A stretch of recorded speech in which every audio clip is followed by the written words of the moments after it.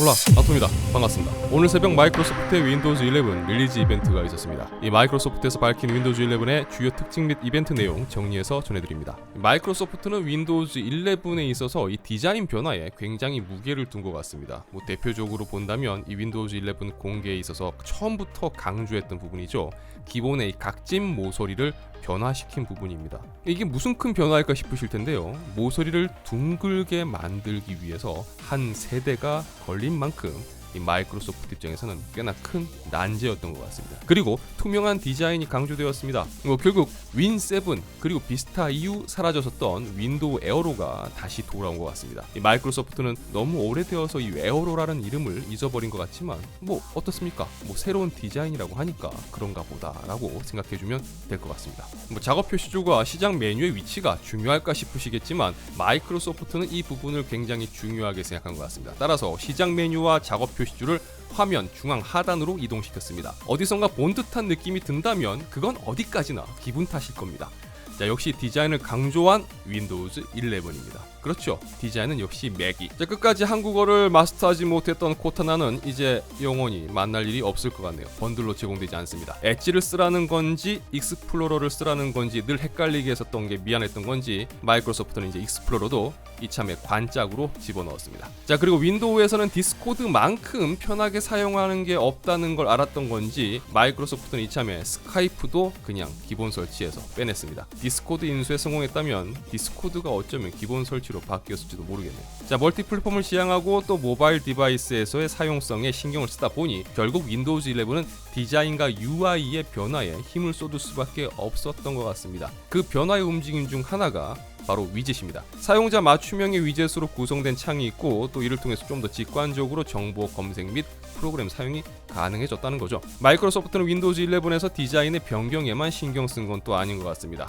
바로 멀티태스킹 효율을 높이기 위해 새로운 기능도 추가했습니다. 먼저 스냅 레이아웃이 있습니다. 간단히 말해서 화면에 어떤 식으로 창을 배열하는가에 대한 문제겠죠. 윈도우즈 10도 창 배열에 대한 지원은 있었습니다만 이 스냅 레이아웃은 정해진 레이아웃을 바로 적용시킬 수 있기 때문에 사용자가 원하는 화면 구성을 쉽게 만들 수 있게 도와줍니다. 또한 프로그램을 동시에 띄워서 다중 작업을 하고 있다가 만약 이메일이라든지 다른 작업을 할 경우 다시 원래 프로그램 배치로 돌아가기가 좀 불편했던 적이 있을 겁니다. 윈도우즈 11은 스냅 그룹이라는 기능을 통해서 이제 사용자의 프로그램 레이아웃을 기억했다가 빠른 액세스를 지원합니다. 그리고 스냅 그룹 기능과 함께 노트북 사용자들을 위해 외부 모니터 도킹 시 스냅 그룹을 그대로 적용해서 좀 더 원활한 작업 환경을 자연스럽게 이어갈 수 있도록 하는 기능도 추가되었습니다.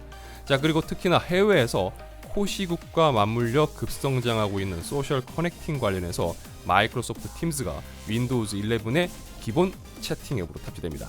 이를 통해서 윈도우즈 11을 사용하는 사용자들은 자연스럽게 팀을 통해 메시지, 문자, 이미지 등을 주고받을 수 있고요. 화상 통화도 할 수 있습니다. 그리고 팀즈가 기본적으로 크로스 플랫폼 어플이기 때문에 PC뿐만 아니라 안드로이드, iOS 기반의 디바이스에서도 사용할 수가 있습니다. 그래서 더 쉽게 소통할 수 있다는 부분도 강조했습니다. 애플은 페이스타임을 점점 확대해서 강조해 나가는 모양이고요. 마이크로소프트는 팀즈라는 카드를 꺼내 들었다고 볼 수가 있겠죠.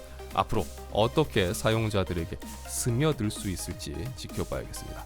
게이밍 관련한 기능도 있었습니다. 비주얼적으로는 오토 HDR이 있었습니다. 소개된 내용만으로는 기존의 BHDR 타이틀도 OS단에서 HDR을 적용해서 표현해주는 것으로 보이는데요. 물론 HDR이 적용되면 다이내믹 레인지가 늘어나면서 훨씬 시각적으로 훌륭한 그래픽을 연출할 수는 있습니다. 게이밍 성능 부분에서 관심 있는 분들이라면 유심히 볼만한 내용이 있었습니다. 바로 다이렉트 스토리지라는 기능입니다.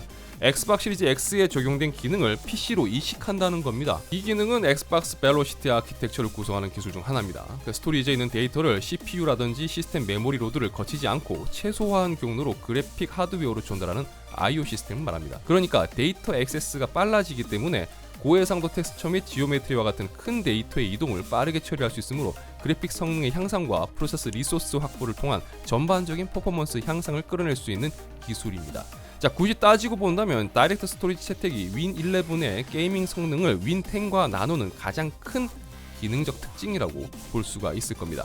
윈도우즈 11이 멀티 플랫폼 기반 OS로 제작하기 위해서 필요한 요소 중 하나는 호환성 부분이겠죠. 마이크로소프트는 아마존 앱스토어를 통해서 안드로이드 앱을 지원할 것이라고 합니다. 그러니까 윈도우에서 틱톡 같은 앱을 다운받아서 사용할 수가 있다는 거죠. 인텔 브릿지 기술을 통한 아마존과 인텔의 파트너십을 활용하겠다는 건데요. 뭐 기술적인 부분은 둘째 치고서라도 어쨌든 윈도우에서 안드로이드 앱을 사용할 수 있다는 건 반가운 소식이죠. 뭐 더 이상 녹스 같은 에뮬레이터를 사용하지 않아도 되는 가능성이 열렸다는 겁니다. 만약 이게 좀 제대로 활용이 된다고 한다 치면 안드로이드 에뮬레이터 제공하는 회사들은 어떻게 되는 거죠? 자, 50분이 안 되는 짧은 시간 동안 진행된 릴리즈 이벤트였습니다. 사전에 개발자 버전이 유출되면서 김 빠진 느낌도 있었는데요.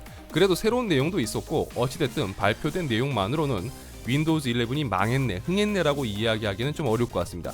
그리고 윈도우즈 11 릴리즈에서 선보인 새로운 마이크로소프트 스토어라든지 몇 가지 변경되는 요소들은 윈도우즈 10을 통해서도 확인할 수가 있다고 합니다. 자, 윈도우즈 11은 윈도우즈 10에서 무료 업그레이드 방식으로 제공될 것이라고 합니다. 자, 다음 주에는 윈도우즈 인사이더 쪽으로 해서 이 프리뷰 빌더가 공개될 예정이라고도 하고요. 자, 궁금하셔서 설치하시는 건 좋지만 너무 급하게 윈도우즈 11 설치하시기보다는 윈도우즈 10 잘 쓰시다가 정발되고 좀 안정화되면 넘어가시는 걸 추천드립니다. 영상이 유익하셨다면 좋아요와 구독 그리고 알람 설정 부탁드리겠습니다. 저는 다음 영상에서 다시 인사드리도록 하겠습니다. 시청해주셔서 진심으로 감사합니다. 지금까지 아토였습니다. 고맙습니다.